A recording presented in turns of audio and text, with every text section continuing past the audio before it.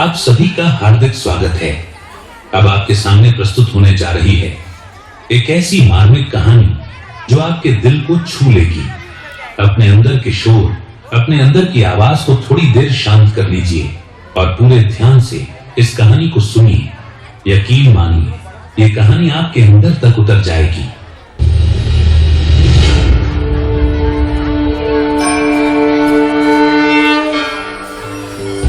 अमन एक 30 साल का युवा है। अपनी शादी का इनविटेशन देने जा रहा है विकास के घर। दोनों पुराने दोस्त हैं, लेकिन जिंदगी के रास्ते अलग अलग। अमन अब सरकारी नौकरी में है, जबकि विकास अभी भी संघर्ष में डूबा हुआ है।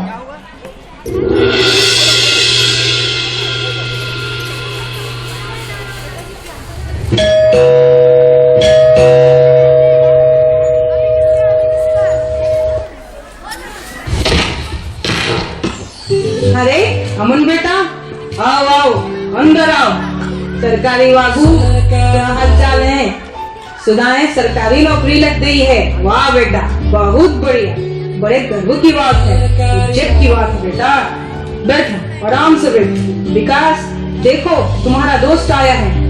अपने दोस्त की बढ़िया खातिरदारी करो। मैं तुम्हारी माँ से कहकर जरा चाय नाश्ता भिजवाता हूँ। वाह यार अमन, क्या बात, इतना सम्मान मिल रहा है, कैसा लग रहा है? सरकारी बाबू बन गया है तू, तो जिंदगी सेट है। हाँ भाई, लेकिन मैं सोचता हूँ पहले जब मैं मेहनत करता था, दिन रात श्रम करता था, तब तो कोई पूछता नहीं था। आज नौकरी लग गई है तो सम्मान मिल रहा है, मतलब मेरे श्रम का कोई सम्मान नहीं था, सिर्फ नौकरी का है। अरे यार, तू फालतू सोच रहा है, इतना मत सोच भाई, जिंदगी एंजॉय कर।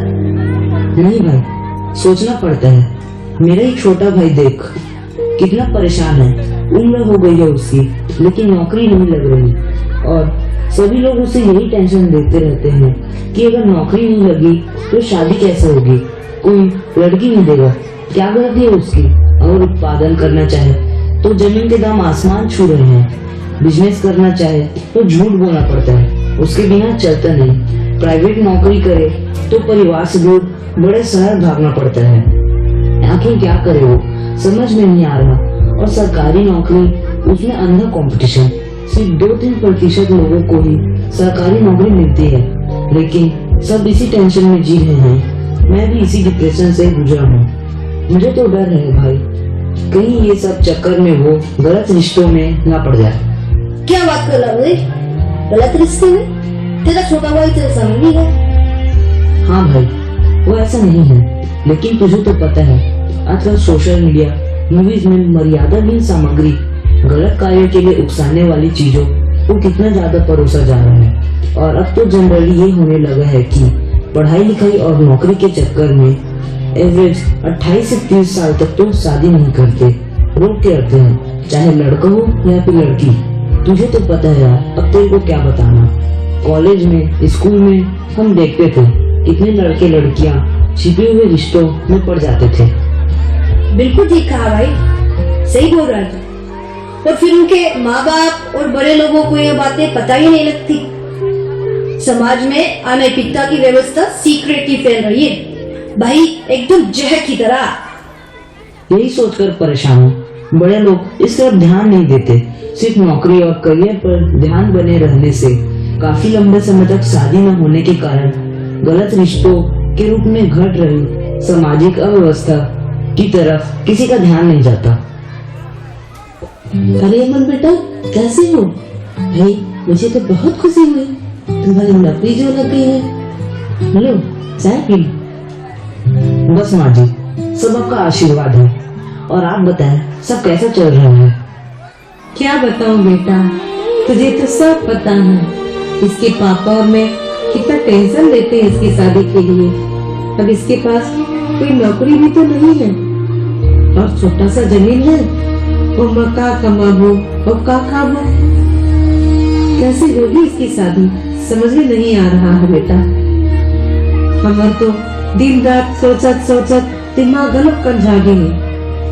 बस इसकी शादी हो जाए तो हम गंगा नहा लें और उससे कहते रहते हैं नौकरी कर ले बेटा, नौकरी कर ले।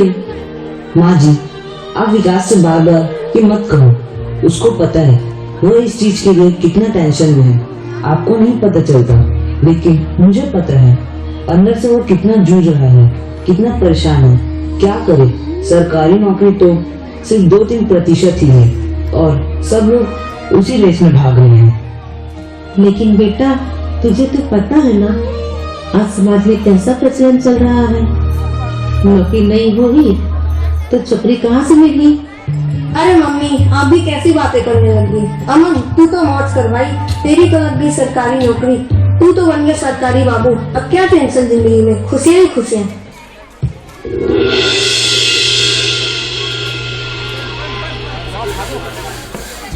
नौकरी लगने के बाद अमन को लग रहा था कि अब उसकी जिंदगी खुशियों से भर जाएगी, लेकिन इस मासूम को क्या पता था कि खुशियों का नौकरी से कोई लेना देना नहीं। उसे तो समाज ने जैसा बताया था, बेटा नौकरी लग गई तो सब सेट है। इसी चक्कर में अमन ने भी अपनी जवानी गुजार दी, सारी मेहनत नौकरी में झोंक दी।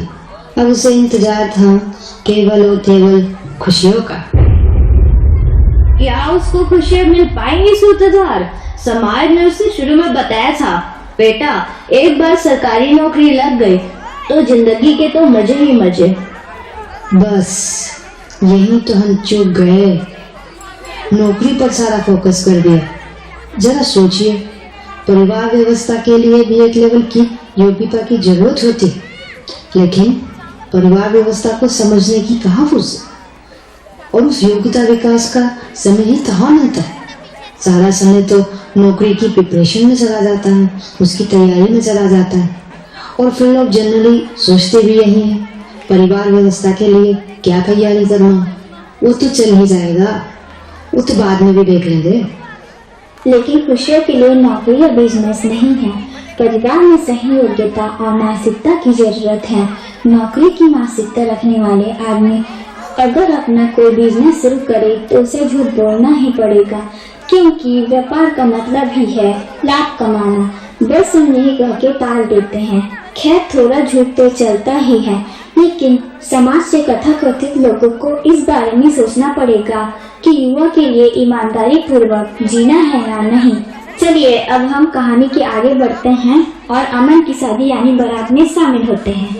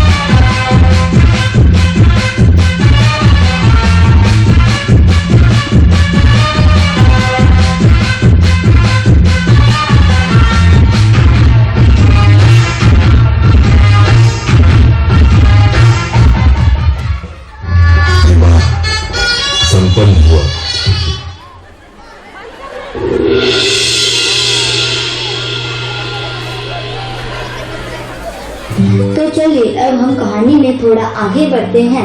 अमन अब अपनी पारिवारिक जिंदगी में उतर चुका था और अपनी रूटीन लाइफ को जीने लगा था। अब उसका भ्रम धीरे धीरे टूटने लगा था और उसे समझ में आने लगा था कि ये नंबर 1 बनने की होड़ है, श्रेष्ठ बनने की होड़ है। से पंटे कंपटीशन नामक जहर ने उसकी खुशियों को कैसे मार दिया है। परिवार की व्यवस्था को कैसे विभाजित कर दिया है एवं नर और नारी की समानता को गलत तरीके से परोसकर पति पत्नी को ही आपस में एक दूसरे के सामने मानसिक तलवार लेकर खड़ा कर दिया है।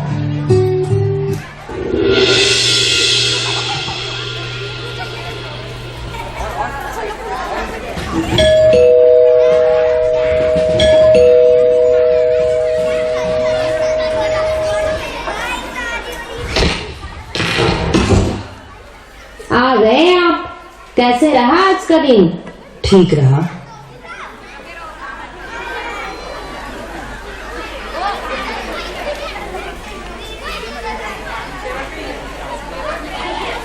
सुनो, मुझे आपसे बात करनी है, फिर आप बाहर टहलने चले जाओगे। बोलो, क्या बात है? अब मुझसे नहीं सहा जाता। आपकी माँ हर काम में मुझे रोका टोकी करती है। ये मत करो, वो मत करो, यहाँ मत जाओ, वहाँ मत जाओ। मुझे ये सब पसंद नहीं है। मैं गुलामी में नहीं रह सकती। आपकी तरह नहीं है मेरी जिंदगी। मेरे माँ बाप ने इसलिए नहीं पढ़ाया था मुझे कि मैं आप लोग की नौकरानी बनकर गुलामी करूं। मुझे किचन काम करना, घर का काम करना नहीं पसंद है। अब बस, अब बहुत हो गया। बहुत हो गया मतलब? हम लोग शहर में रहेंगे और अपने हिसाब से रहेंगे। मैं भी नौकरी करना चाहती हूँ। सरिता, बात को समझने की कोशिश करो। बात लड़ाई की नहीं, हमारी मानसिकता की है। आज मम्मी पापा से नहीं बन रही है, कल आपस में हमारी नहीं बनेगी, तो कौन हमारे बीच आएगा? बात माँ और पिताजी से अलग हो जाने से नहीं बनेगी। अलग रहकर हम लोग आपस में लड़ने लगेंगे और फिर एक ही ऑप्शन बचेगा, वो है डिवोर्स। मुझे तो आप अपने बेमतलब का ज्ञान दीजिए ही मत।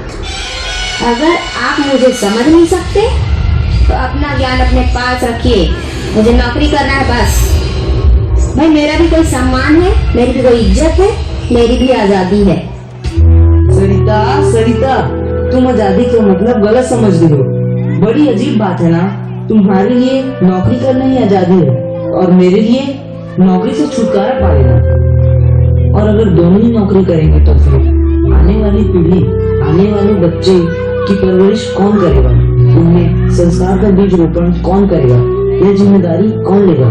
क्या इसके लिए भी नौकर रखेंगे? क्या इसके लिए भी किसी दूसरे को काम पर रखेंगे? लेकिन सरिता, दूसरा कैसे हमारे बच्चों में संस्कार का रोपण कर सकता है? बच्चे को ममता और वात्सल्य दे पाएगा? उसे तो केवल अपने शरीर से मतलब होगी ना। और आखिर बच्चे की चेतना को विकसित करने के लिए पूरे परिवार की जरूरत होती है, जिसमें मम्मी पापा, दादा दादी, चाचा चाची सभी हो। अलग रहना कोई सॉल्यूशन नहीं है सरिता। हो गए ना, हो गए। अब मैं तो आगे हाथ जोड़त हूँ। फिर हमारा का समझ गई, फिर हमारा का तक साथ देवे।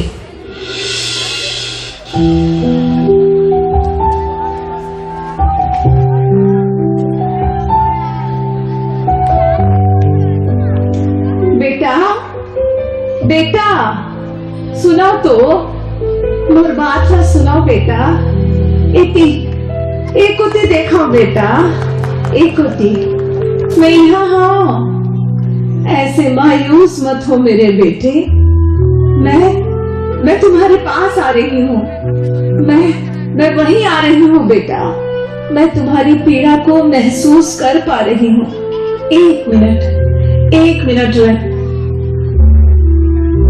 एक मिनट, बस एक मिनट बेटा। मैं वहीं आ रही हूँ बेटा। बेटा, मैंने भी अपनी बहू को बहुत मनाने की कोशिशें की, लेकिन क्या माँ, आप रुक क्यों गई? लेकिन अब क्या करें बेटा? इस नई पीढ़ी में ये अलग रहने की मानसिकता अंदर तक घुस चुकी है। मैंने उससे कहा भी, बेटा, अगर तुम हमें छोड़कर चली जाओगी तो क्या तुम्हारे बच्चे तुम्हें नहीं छोड़ेंगे? मेरी बच्ची, हमारी पीड़ा को महसूस करो। जब बुढ़ापे में बच्चे साथ नहीं होते तो कैसा लगता है? क्या तुम उस पीड़ा को सह पाओगी? लेकिन फिर भी वो मेरे बेटे और पोते पोतियों के साथ अलग रहने के लिए चली गई बेटा। वो चली गई बेटा, दूर चली गई।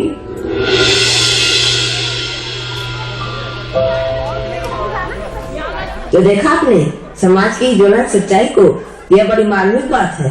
जैसा कि आपका ध्यान दिया होगा, पद, पैसा, सरकारी नौकरी, इस अंधी दौड़ में हमने परिवार में जीने की योग्यता को कम आंका, परिवार के महत्व को अनदेखा किया और स्वयं के महत्व को अनदेखा किया, और नर और नारी की समानता को और बराबरी को गलत तरीके से हर जगह परोसा गए। उसके परिणाम बहुत ही घातक सिद्ध हुए हैं और इन्हीं व्याधियों से पीड़ित अमन का मन बड़ा ही बेचैन था। वह अंदर से बहुत दुखी था और टूट गया था। इसी उदास मन के साथ अमन अपने दोस्त से मिलने उसके घर जाता है।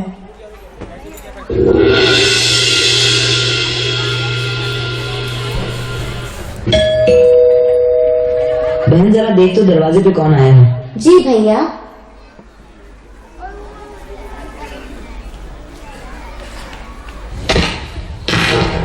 अरे अमन भैया, आप बड़े दिनों बाद आना हुआ। आओ।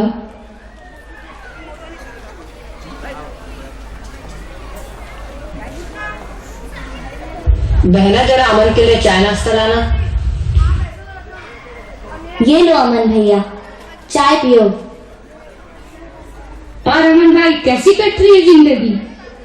बस कटी रही है यार। सरकारी आदमी हो गए हो, अब कहाँ फुर्सत मिलती है दोस्तों से मिलने की। एकदम ठीक बात है भाई। अमन, क्या बात हो गई? बड़ा उदास नजर आ रहा है।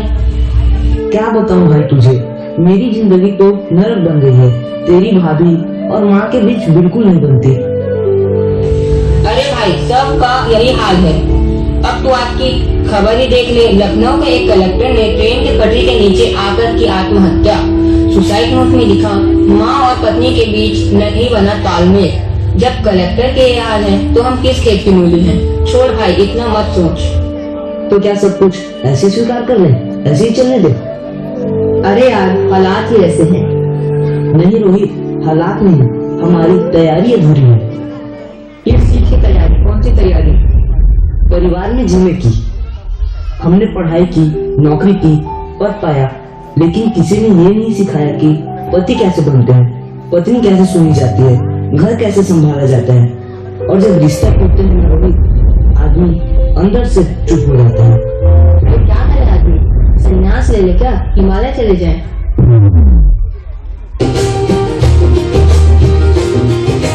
साहिब तेरा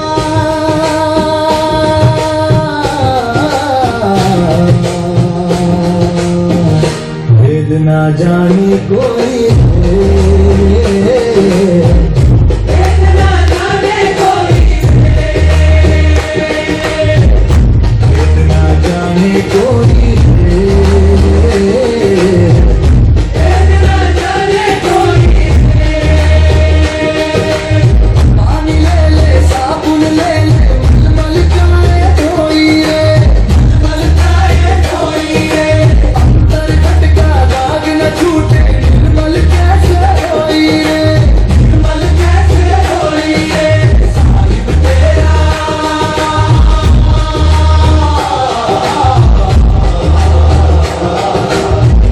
भेद ना जाने कोई, भेद ना जाने कोई, भेद ना जाने कोई, भेद ना जाने कोई।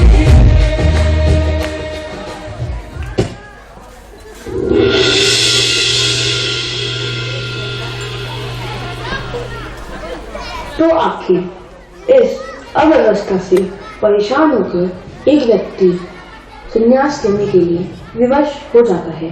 आज पति और पत्नी जैसे जीवंत रिश्ते इस कंपटीशन की आग में जलकर क्षतिग्रस्त हो गए हैं, तार तार हो गए हैं। जब पति और पत्नी का ही रिश्ता नहीं बचेगा तो हम व्यवस्था की बात कैसे करेंगे? इसी अव्यवस्था से परेशान होकर अमन ने सुख की तलाश में संन्यास लेने का निर्णय लिया है।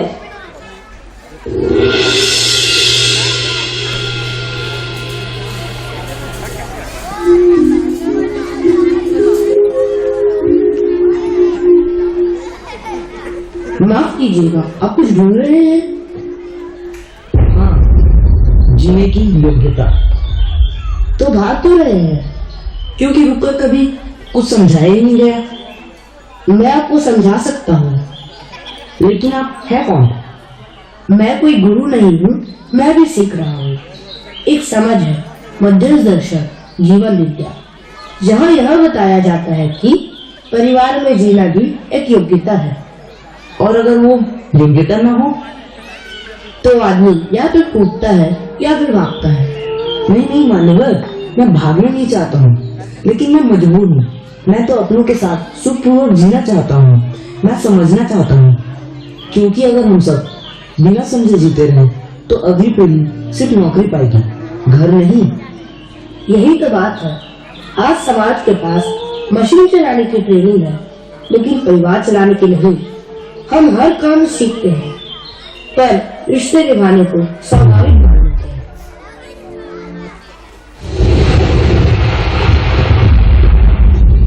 तो फिर रास्ता क्या है? आदमी परिवार छोड़े बिना परिवार में जीना कैसे सीखे? इसी सवाल से एक समझ की जरूरत पैदा हुई, जहाँ ये माना गया कि परिवार कोई इमोशन नहीं, एक व्यवस्था है और हर व्यवस्था की तरह इसकी भी योग्यता होती है। जब समाज न मान लेता है कि पैसा कमाना सीखना जरूरी है, लेकिन साथ जीना नहीं, तब घर टूटते हैं और टूटे घर पूरी व्यवस्था को कमजोर कर देते हैं। शायद हमने कभी समय ही नहीं निकाला यह समझने का कि पति पत्नी का रिश्ता अपने आप नहीं चलता। उसे समझ चाहिए, सीख चाहिए, अभ्यास चाहिए। इसी आवश्यकता से जीवन को समझने का एक प्रस्ताव सामने आया, जहाँ आदमी नौकरी के साथ साथ परिवार में सुख से जीना सीख सके। अगर परिवार नहीं होता तो नौकरी भी किसी काम की नहीं। अगर परिवार को बचाना समझ में आ जाए तो शायद संन्यास लेने की जरूरत ही न पड़े। और उस समझ को मानवता के सामने एक प्रस्ताव के रूप में रखने वाले मध्यस्थ दर्शन के प्रणेता श्री ए नागराज जी के प्रति आज यह मंच कृतज्ञता अर्पित करता है। भूमि स्वर्गताम यातु, मनुष्यों यातु देवता, धर्मो सफलताम यातु, नित्यम यातु शुभोदयम।